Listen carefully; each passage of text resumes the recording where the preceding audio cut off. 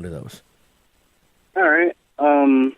So I guess let's go with the funny questions, I guess. What, that's all the serious... These were the serious questions, Jay? Is that what Yeah, those were the serious ones? Oh, boy. Yeah. Okay.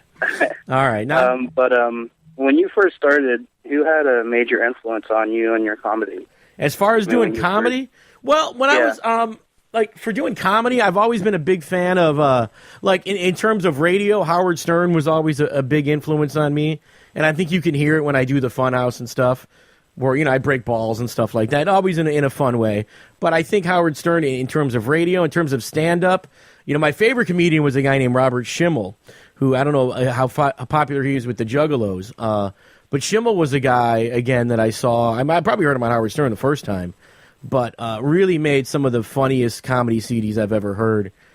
His first one, Robert Schimmel Comes Clean, is I think one of the best comedy CDs ever made, and he was really the reason when I decided to do stand-up for the first time, when I was just thinking about doing it. When I heard his shit, I was like, yeah, I got to go do this, And I actually got to meet Robert a couple times, and never actually worked with him in a club, but I would go to his shows in Detroit and stuff and hang out. And then he died tragically in a car accident last year, so that's too bad. But he was definitely a big influence on my comedy. And then, the stuff everybody else likes, George Carlin, Bill Cosby, who else? I mean, even guys like, guys like Gallagher and stuff I liked as a kid. It was cool working with him at the Gathering last year. And, just who everyone else likes, a lot of TV, David Letterman, Conan O'Brien, Johnny Carson. I watched all those guys and loved it. So I think I take a little bit from all those guys and put it into what I do. All right. So talking about the Gathering, what has been your most memorable gathering? Well, it's hard because, to say the whole gathering, I would probably say really one of the best gatherings was the one, I think it was the 9th, the one that became the movie A Family Underground. Mm-hmm. That was really a great gathering because I think at that point it hadn't quite, become, not that it's bad now or anything, but when we did the 10th, it got so big, when we did the 9th, it was still kind of not, it hadn't quite blown up, you know what I mean? There wasn't all this mainstream media that wants to cover it, and I'm fine with that. I don't really have a problem with that. But the 9th just felt really real, It felt like everyone was there, people were pretty well behaved. Because I know the Gathering, everyone gets wild, but sometimes people, some people are assholes at the Gathering, let's be honest, if you go. But I thought the 9th was just real dope that way. And then, going back, I mean, I've enjoyed all of them. That Mud, like I said, that Mud one sucked just because of the weather. But it's always good, just hanging out with the Juggalos. I mean, there's certainly highlights from all of them that I can remember. If you want some of those stories, I don't know. I don't know. Some vulgar shit's happened at the Gathering, man. Can I tell? Well, I probably told this if you listen to the Funhouse, but the most famous story ever that I was really a part of was the contest we did. I guess it was the Miss Juggalette pageant one year, and this was back when we were in Garrettsville, Ohio, and this girl had come on in the talent competition, and she swallowed a whole kielbasa. You remember that story? I mean, you probably heard this. Yeah. So she swallows this kielbasa, right? And then and everyone went crazy for her, and she won the talent round. But we were doing it we were really elaborate back then. We spread it out over 3 days, and then we did swimsuit, and then we did talent, and then you came back for the finals or whatever. So this girl comes back and she brings the kielbasa, and she's like, "Look, I'm gonna do something else with the kielbasa," she tells me before. I said, "All right, cool," So I'm hosting this thing, and we were back on the main stage at this one. This was there wasn't the side stages like there is now at the Gathering where everything's spread out. Yeah. This was we were on the main stage right before the music was about to start. We were the last thing, 6 o'clock or whatever. And so there was thousands. I mean, there must have been 5,000, 8,000. Whoever was in the park was watching this event. And this chick pulls out the kielbasa, and she bends over, and she starts doing herself, in the net with the kielbasa in front of everybody, And kids were just going crazy. And then I was I got a kid out of the crowd, and I had the kid eat the kielbasa in front of everybody. So it was pretty wild, man, and everyone was going nuts. And I know that somebody asked Twisted what their favorite Gathering memory, and they said that was it. So that's pretty much a legendary thing.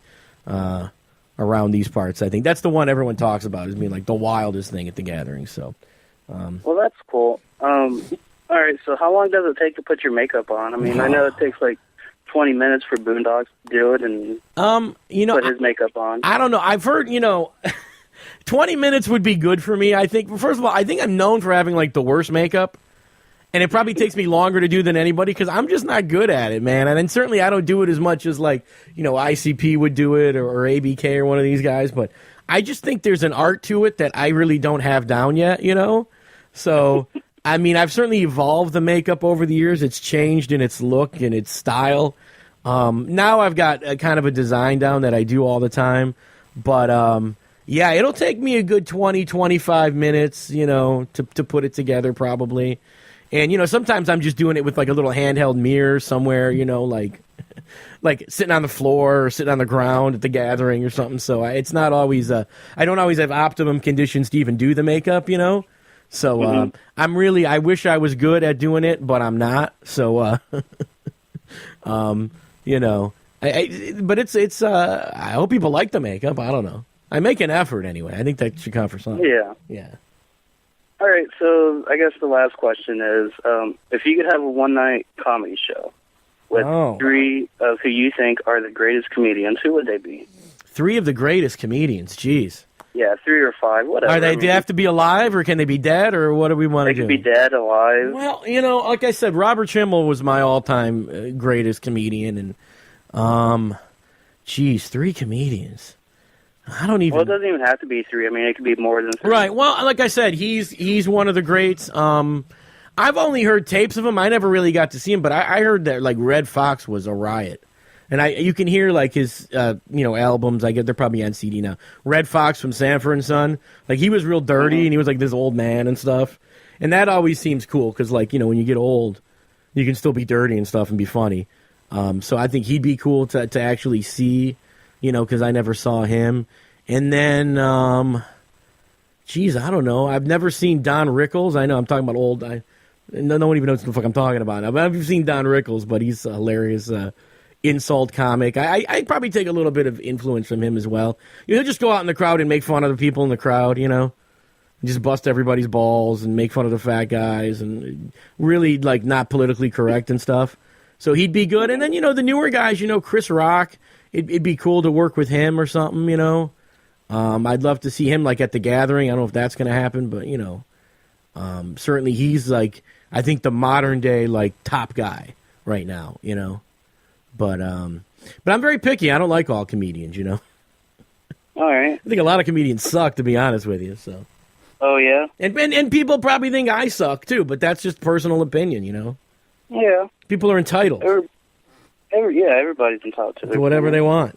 So, but all right, man. Well, thanks for doing this interview. No problem. For taking the time out of your busy schedule, and it ain't that busy. And I want to just thank you. I want to thank all the Juggalos that follow me and follow Psychopathic and the Dark Carnival and everything that we do. And just remember to follow me on the Twitter, Upchuck Live, and I'll be on the webcam. Like I said, this Sunday night. And just thanks, because I really do love the Juggalos. I think sometimes I get a reputation. People think I'm a dick or something. I don't know why they get that.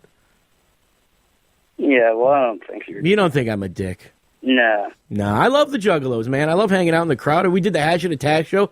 I hung out in the crowd the whole fucking time, pretty much. It was fun. Had a great time. So yeah, I love the Juggalos. I don't know people are assholes. You know what I mean? Not you, and not me. Oh, no. Other people. No. Yeah, other people. Other people all right. that aren't us. That aren't cool like us. Right? All right, well, right. Well, thanks again, man. No problem, homie. This is Hormel J saying thanks. All right, later.